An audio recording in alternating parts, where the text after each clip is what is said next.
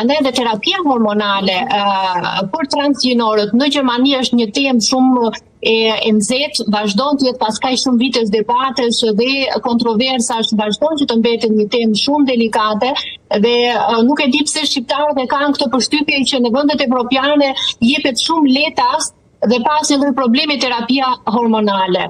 Na e shpjego pak të lutem. Edhe në Gjermani ka vështirësi të mëdha që të merret një terapi e tillë, ka një seri burokracisë të cilat kalojnë nga disa muaj në pritje deri në disa vite derisa ti të kesh të drejtën që të marrësh këtë terapi hormonale. Prandaj për mua si mjeke këtu në Gjermani dhe me origjinë shqiptare, kur e dëgjova lajmin për Shqipërinë, mendova tani po gjendet me sa duket një formë tjetër si të bëhet një turizëm mjekësor për transgjenorët tani më, sepse vështirësia për marrjen një terapie hormonale në Europë në total, por edhe në Gjermani është shumë e lartë. Mendoni që është hapur një derë? Po.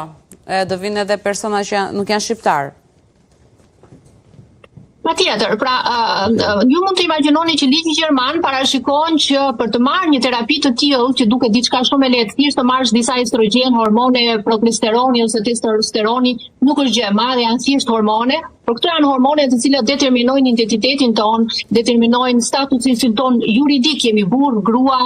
Pra, ka shumë efekte sa sociale, mjekësore, por dhe juridike. Prandaj dhe ligji gjerman parashikon që përpara se ti të marrësh një terapi të tillë, duhet të kalosh në një sër hallkash, duke filluar që nga një terapi 1 vjeçare të paktën, unë jam edhe vetë psikoterapiste, dhe pacientë të tillë ne nuk kemi të drejtë t'i japim asnjë lloj letre konfirmimi për statusin e tyre transgjenor, nëse të paktën nuk kanë absorbuar 1 vit psikoterapi. Psikoterapi. Të jemi më konkret, doktoresha, meqense ti e ke në aspektin edhe personal edhe të profesionit tënd. Pra, më thuaj, cila është mosha që vlen aty në një farë mënyrë për të interesuar për një terapi të tillë? Kur bëhet kjo psikoterapia, le të themi, cilat janë kërkesat që mund të realizohen dhe ndonë se mund të ketë finalizim për të ndryshuar mendje këta persona që kërkojnë që të bëjnë një terapi hormonale në fund, nëse mund të japim ndonjë shembull të tillë. Më besoni Bora, në qoftë se je në Gjermani me dëshirën për të marrë terapi hormonale, si transgjenor kalojnë kaq vite derisa ti të kesh këtë të drejtë, sepse çdo pacient edhe shqiptar që jeton në Gjermani e di që të marrësh një takim tek psikoterapisti zgjat jo vetëm muaj por dhe vite. Sidomos ku flasim pastaj për moshën fëminore, pra po flasim për psikiatër dhe psikoterapista të pediatrisë, janë specialitete kaq të rralla, pra në Gjermani janë me numër specialistët në thonjza dhe brenda një landi të Gjermanisë janë 2-3 persona maksimalisht që e bëjnë. Si terapi, që do të thotë lista e pritjes për terapi të tilla, thjesht për psikoterapi, nuk kemi shkuar akoma te psikiatri, është shumë e lartë.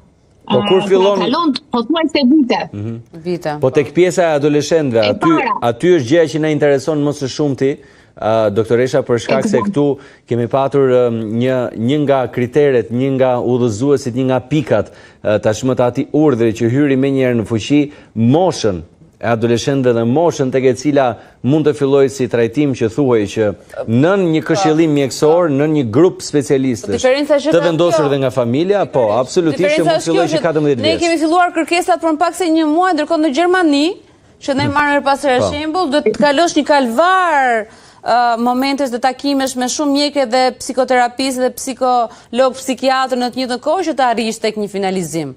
Pra, 2 botë... Dhe kjo është për mua shqetësimi kryesor. Me adoleshentët çfarë ndodh në Gjermani? Kjo është problemi kryesor që Shqipëria, përderisa në një kohë kaq të shkurtër, ka arritur të ketë kaq shumë kërkesa, patjetër nuk janë vetëm shqiptar, por janë nga gjithë Europa që kërkojnë pse jo një vend të lirë në thonjza të varfër siç është Shqipëria, ku burokracitë janë shumë të shkurtra nëse ti i suporton duke dhënë lek në dorë, sepse në Gjermani me statusin e transgjenorit nuk bëhet asnjëherë kompromis duke gjetur rrugë të shkurtra. Nuk ka rrugë të shkurtra në Europë të ndryshosh gjenin dhe gjendjen tënde juridike, sepse është një akt mbi të gjitha ligjor.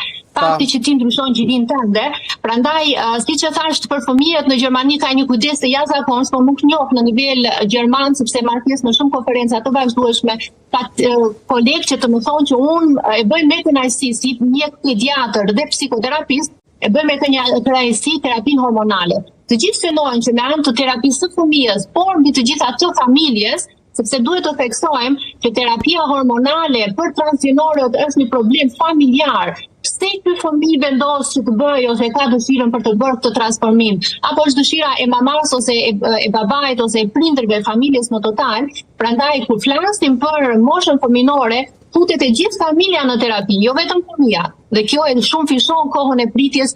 Pra, e kalon në çdo rasti në pjesën në 99% të rasteve moshën 18 vjeçare përpara se ky person të ketë të drejtë të marrë terapi hormonale. Dhe pasi ka kaluar tek psikiatri, duhet kalojmë te endokrinologu. Dhe endokrinologu, që janë dhe këta shumë specialitete të ralla, ndryshe nga Shqipëria që e ka më të dëndur si specialitet dhe më të njohur në Gjermani, janë vetëm në qendrat universitare, ata do të bëjnë një status hormonal dhe nëse hormonet thonë që ti i ke në rregull hormonet për gjinimin që ti ke, dhe nuk ke një sëmundje të caktuar shoqëruese hormonale të tjera me radhë, aty pastaj diskutohet nëse është e nevojshme të bëhet kjo terapi. Pra duhet të kesh një sëmundje hormonale, të cilat të vërtetojë që ti ke të drejtë për këtë terapi, sepse po flasim për një çrregullim hormonal që ka shkuar në një sëmundje, dhe kjo sëmundje ka nevojë për terapinë e rimbursueshme nga shteti.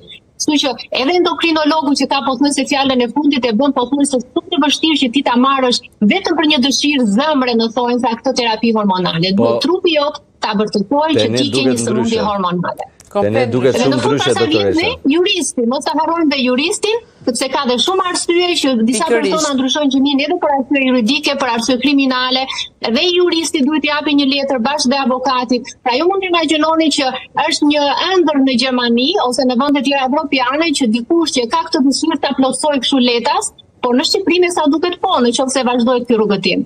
Po çfarë ndodh pasi mbaron terapia hormonale? Doktoresha, pra ndonjë efekt. Ndonjë efekt ansor, por edhe çfarë ndodh? Pra çfarë ndryshimi total mund të psoj një djalë për të kthyer në vajzë edhe e kundërta, një vajzë për të kthyer në djalë. Pra çfarë ndodh në përfundim të një terapie nga ana mjekësore, flasim gjithmonë në përfundim të saj? Efektet ansore të terapisë hormonale janë jo vetëm në anën e jashtme ku të gjitha ata pacientë që duan të bëhen për shembull të gjinish maskullore shndrohen pak më maskulin duke pasur një qimëzim të shtuar në fytyrë në të gjithë trupin. Ne zakonisht kemi problematikën te pacientët që marrin kortizon, praktikisht ju rritet qimëzimi dhe nuk i duan këto qimëzime.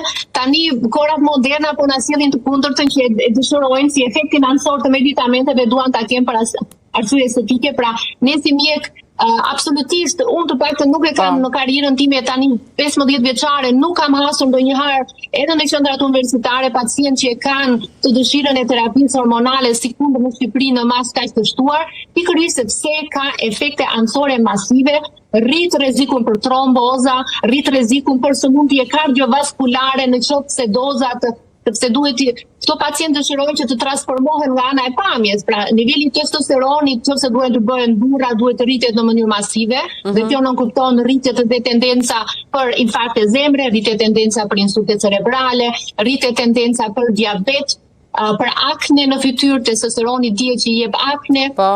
Ndërsa ato që duhen burra që dëshirojnë të shndrohen në gjininë femërore që u japin estrogen dhe progesteron, rritet rreziku, të gjitha gratë e dinë këtë gjë, që kanë qenë shtatzana, rritet rreziku për kancerin e gjoksit në rast të parë. Kancerin ato nuk e kanë vezorit, por të organeve genitale në rastin e tyre të testikujve.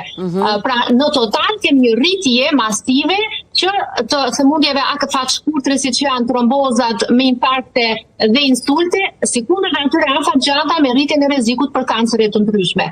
Pra në total është pyetja ime mjekësore për të gjithë ata që kanë dëshirën dhe kuptojnë shqip se mbase nga këto 10-80 kërkesa mbase janë të huaj.